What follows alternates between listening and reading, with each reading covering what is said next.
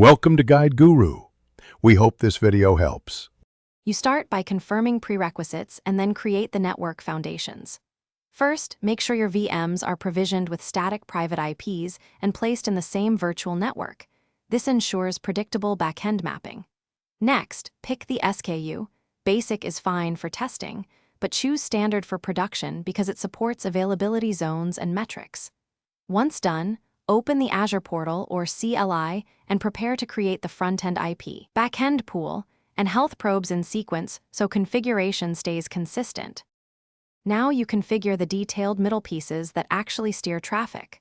Create the backend pool and add VM NICs or scale set instances so the balancer targets the right endpoints.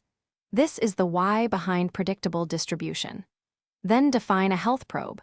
Choose TCP for simple checks or HTTP for endpoint validation, because unhealthy instances must be excluded automatically. Finally, add a load balancing rule that ties front-end IP and port to the backend pool.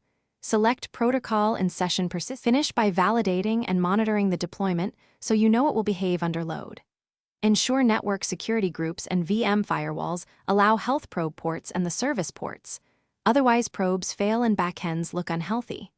Enable diagnostics and metrics to capture health, throughput, and errors, and create alerts for key thresholds. Test the public or internal front-end endpoint, then simulate an instance failure to confirm traffic shifts. If things go wrong, first check probe results and NSG rules. Most issues trace back there.